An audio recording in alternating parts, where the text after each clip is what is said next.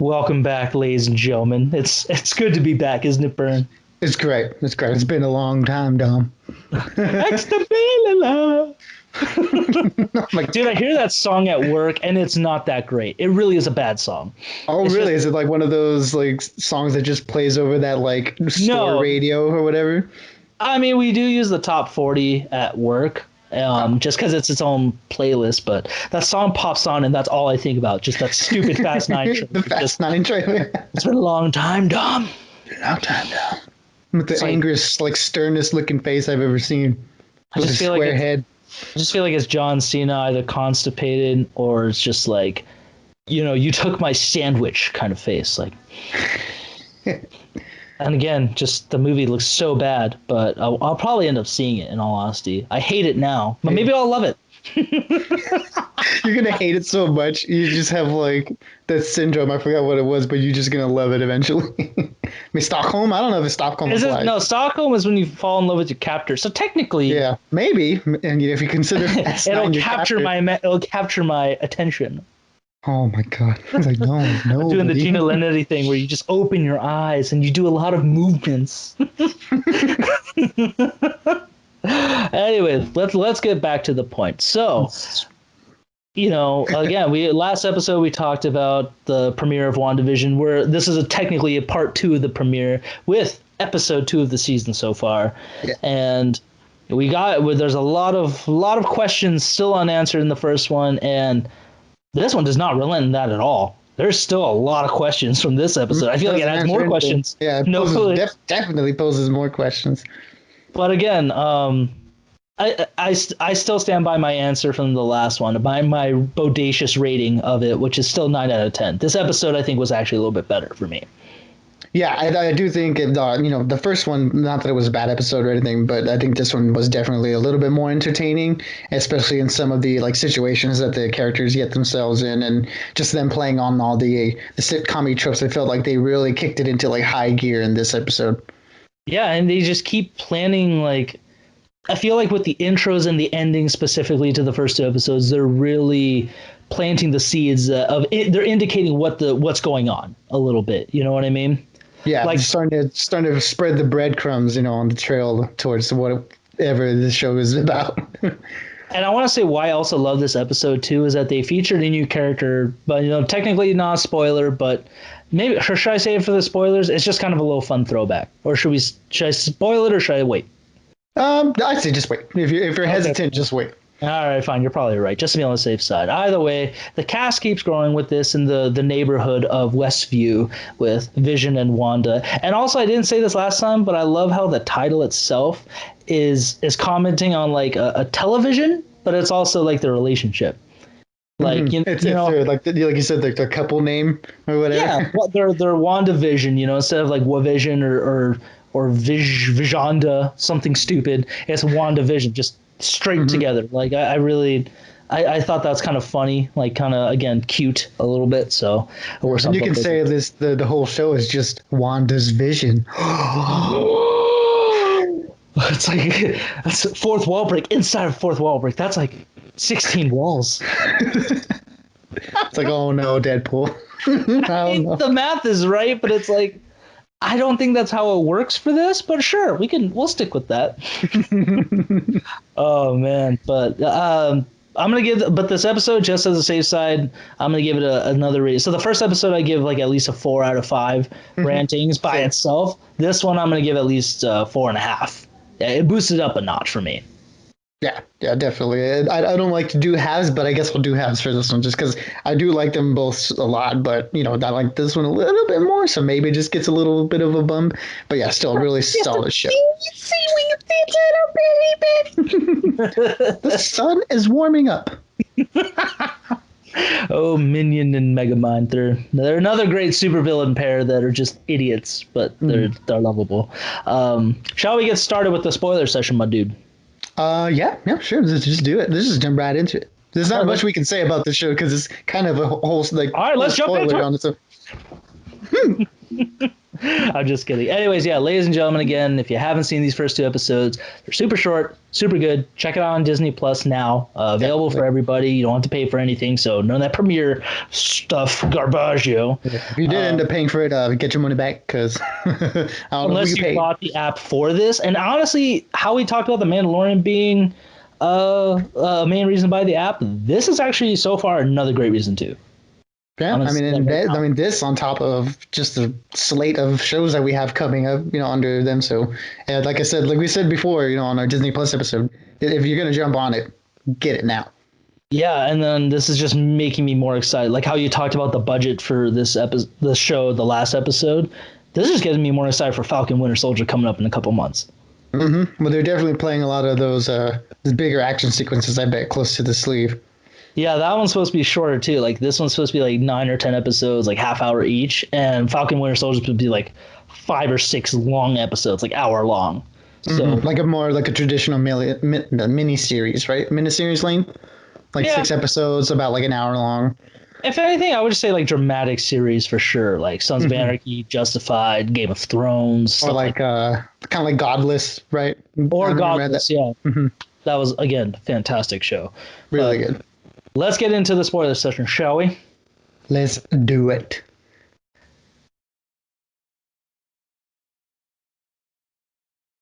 And the spoiler session has begun. You know what I mean?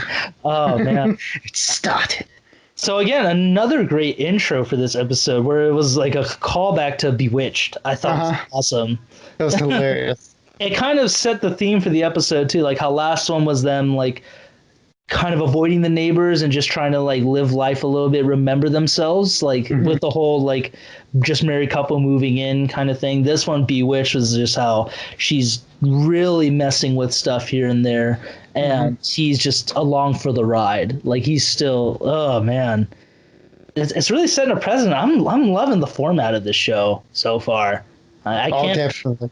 I can't praise it enough, but so I really like that one, and I love how it starts off that they're sleeping, and she keeps turning on the light to wake him up, even though he has one of those old sleep caps on. Just Wanda, yes, are you turning the light on with your powers?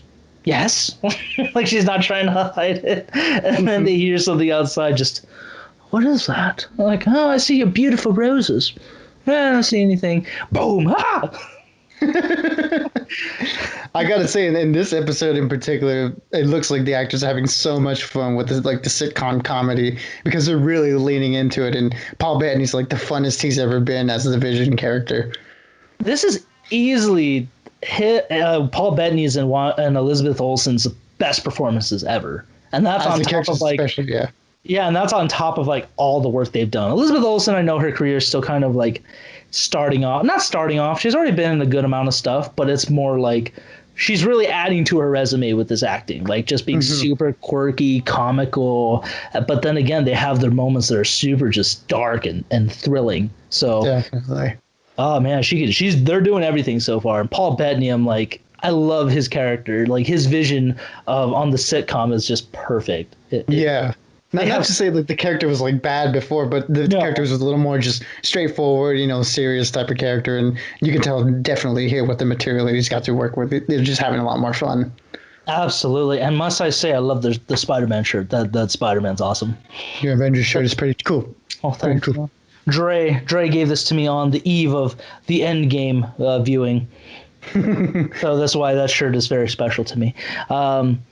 So yeah, there was the intro to that, and I love how they're pretending to be on a magic show for like the neighborhood talent show or something like that. So that was also really like they're definitely leaning into the Bewitched like kind of feel for this one. Yeah, like playing on the whole trope of using magic but trying to pass it off as like not magic. And like the audience is supposed to know it's fake. Like if it was real, it looks fake kind of thing. Like does it? But I also liked when after that whole night, the night before, how they get so scared they squish the beds together. She's like, "Oh, Wanda, like I know," and she's like, "Yes, darling." Like she's getting all seductive. Like, "Oh, snap! I love how you took the time to redecorate. Like, turn off the lights." I thought that was like a cheeky little jab at old like sitcoms because people never used to sleep in the same bed together. That was so weird. I don't know why they did that. Maybe it's just too conservative at the time, I but think it was like censorships, back in the day and stuff. Not really knowing what's allowed to be shown yeah, on but then how did TV. people get busy and make babies? All they do is just go under the covers, and then a baby will pop up a few episodes later. So that's how it works. Yes. Just so never pull the covers over your head. You just gotta, you gotta, gonna have you a gotta baby. break through those covers. Just break on through them. Just smash through the surface. Oh man, that's so bad. But yeah, and the just the whole the crazy thing was when she goes outside. I like how when they go outside of the house this episode, it definitely is a different camera view. Nothing unlike I would see in a sitcom. I don't even remember sitcoms when they did go outside, to be honest. Yeah, never felt it was, like that. it was always felt like a stage. Yeah, this one felt more like how would I depict it? It just has such a weird angle where it's like nothing is as it seems, especially when the world is black and white, but she sees a toy playing in the bush that's red and yellow, like bright colors with the sword logo on it, which again, like it's just planting the seeds of what's to come this season and the big reveals happening. And it's funny that the little helicopter that you found was like red and yellow, Iron Man colors.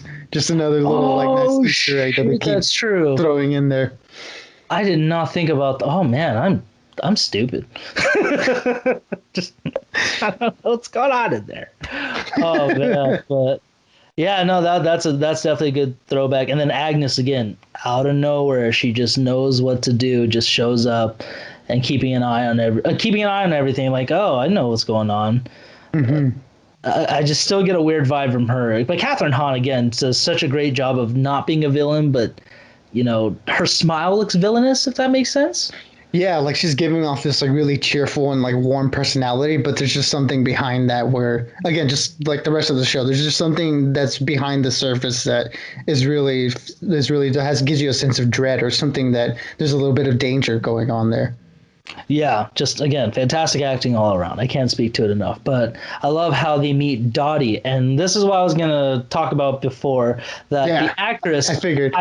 The actress, I couldn't figure out where she was. She looked so familiar, but Edward Caulfield Ford was in one of my favorite shows growing up, which is Buffy the Vampire Slayer with Sarah McLachlan. Oh, she was in Buffy? She was Anya, the demon turned hero in that show. Oh, wow. Right?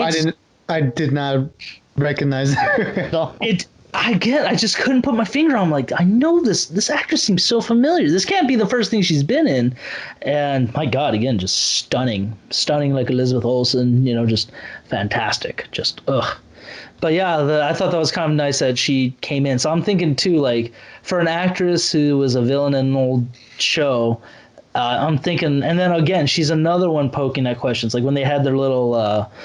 What was that? Like, just I guess not housewives meeting. What would be the name for it? The Rotary? I guess I guess it was like a housewives meeting, right? Or just whatever the general club was for the talent show little neighborhood. Yeah. Yeah. Okay. Well, let's just. I don't remember if they gave it like a name. I don't know either, but I love how Wanda was kind of like the not abrupt. What's the word I'm looking for? Like the loud student of the group, like the outcast, where she just keeps trying to talk to, like the new kid on the block. Yeah, the new kid on the block. And did you notice who the chick she was talking to? Who that's supposed to be? No, I didn't. That's Monica Rambeau. Oh, really? That was wow. That was her. Because I thought, like, whoa, like what the hell is this? And her name is Teyonah Parris. I think I said that right. Or Teyonah Parris, but her name was Geraldine in that group. Okay, so that's why I probably threw me off because I would have expected her to say like she was Monica or something. I didn't think they would change her name. I thought so too, but I'm like, no, that's got to be her. Like, what is her role in this now? Like, because she's a sword agent, right? I think she's supposed to be a sword agent. We'll have to find out later this season what her deal is, even if unless maybe she doesn't know she's in on it. We don't know anything still, but. But she doesn't really know what she's doing there either. Yeah, she's just kind of like, I don't know what I'm doing here either. Like, this is interesting. Like, they're both kind of relating to each other. And that's the thing. That's what made me question the last episode. Like, do they know they're in on it?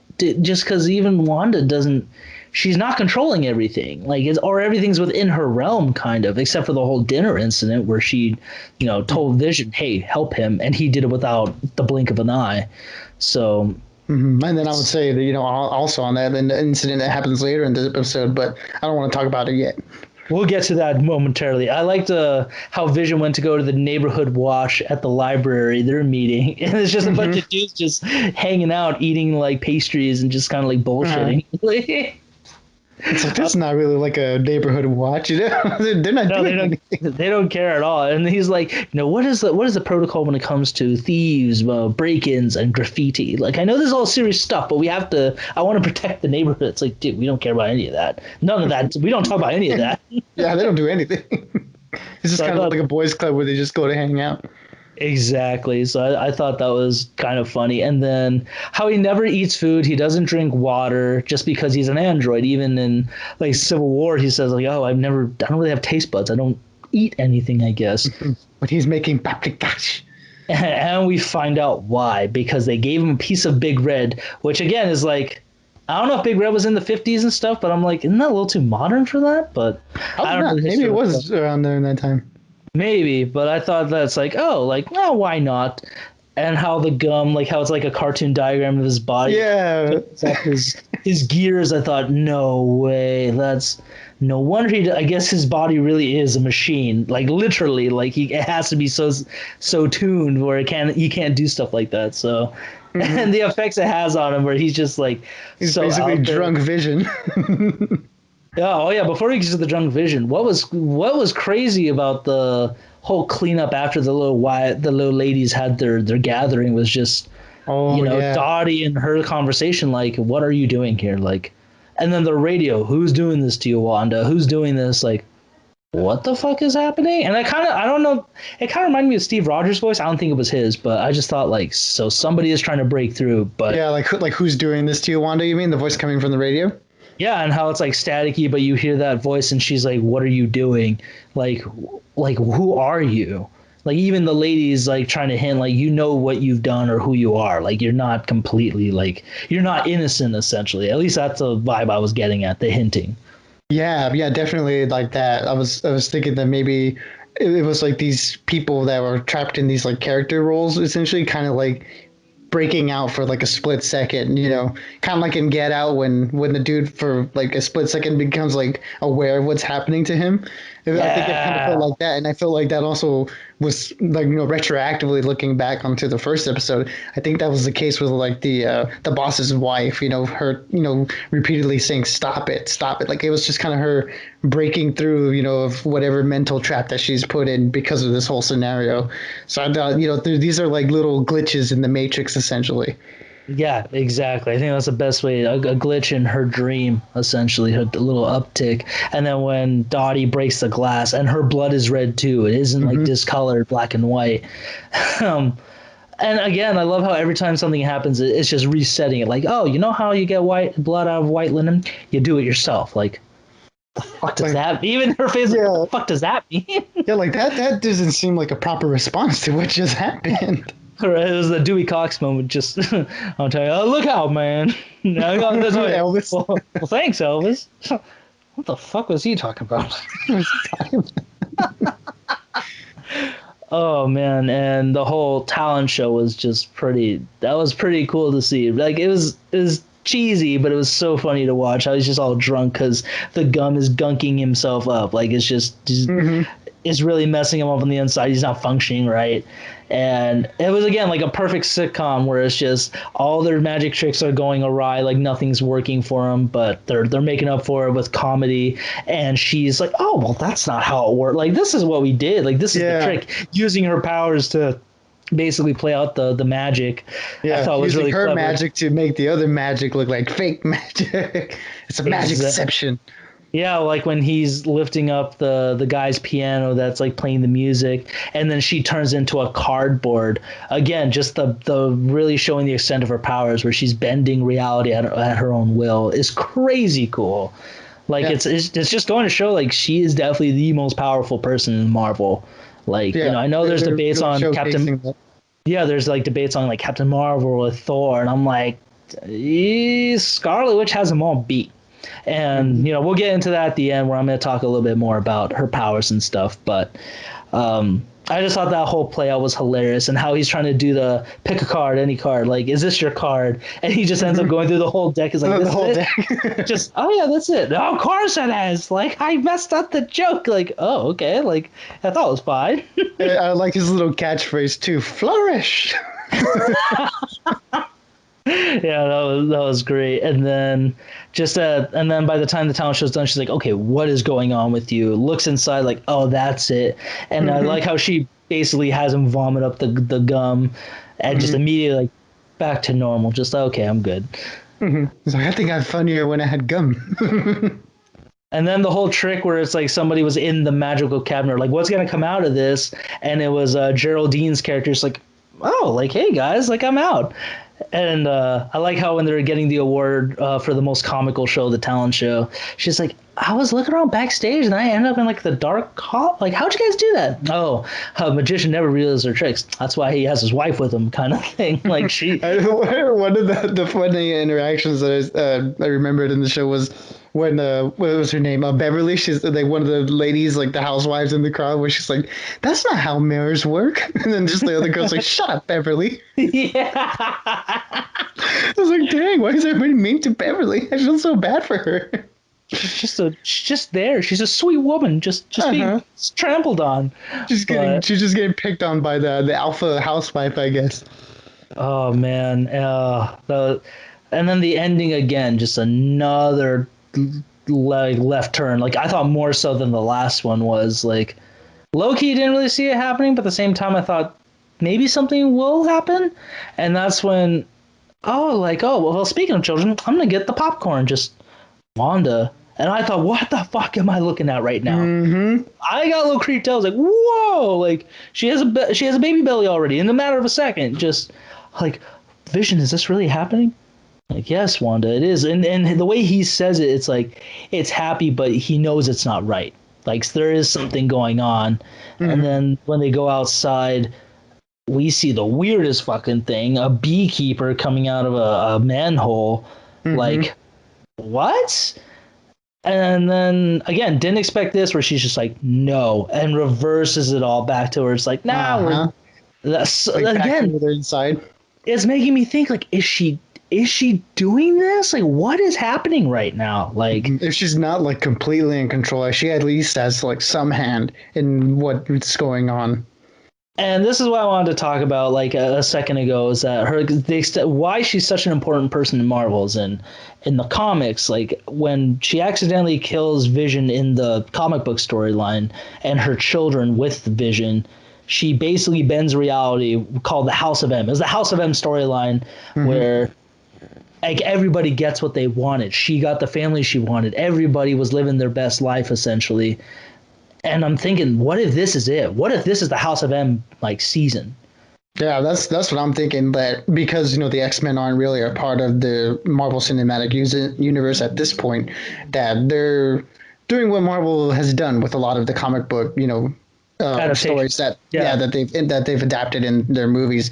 That this is this version, the MCU's version of the House of M, where exactly what you said, the whole story with Wanda and her kids and Vision in that story, and her losing someone or someones or people in the comic prompts something drastic to happen in the larger Marvel universe. So I think they're definitely, at least for right now, putting the seeds in for something like that, like the House of M story happening within the Marvel Cinematic Universe. Well, I mean, she could. I wouldn't be surprised if not this season or another season. I don't know if this is supposed to be just a one-off or if it's supposed to be a whole new show, like a continuation altogether. But I wouldn't be surprised if she's the one who introduces mutants.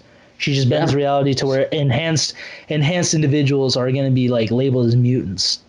Where, maybe, because essentially that's what she is. She's mutated through experimentation through the Power Stone, or what? No, the time stone. No, the Mind Stone is what it was. Yes, it's the Mind Stone, right? It's the one that it's in Vision's head. Yeah, it's through the manipulation, like, experimentation of that. That's how she got her powers. So it's And again, the fact that she was just able to reverse that whole scene where she went back, they had a lovely, like, romantic kiss, and then the end for this episode. It's making me think, what if subconsciously she's in control? Like, she's subconsciously, she doesn't know it, but she really is in this state. And I wouldn't be surprised if, like, people are monitoring her, which is in the intro. I don't know if you noticed, but when it was like at the end of the whole, like, the introduction, all those neighbors and people, like the other characters on one side, and Agnes is on Scarlet Witch's side.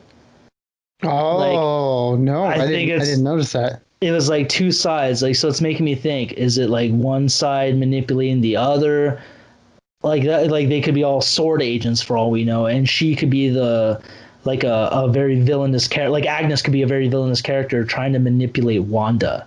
Like, again, more questions than answers, but that's why I'm loving this so far. I can't wait for next week already.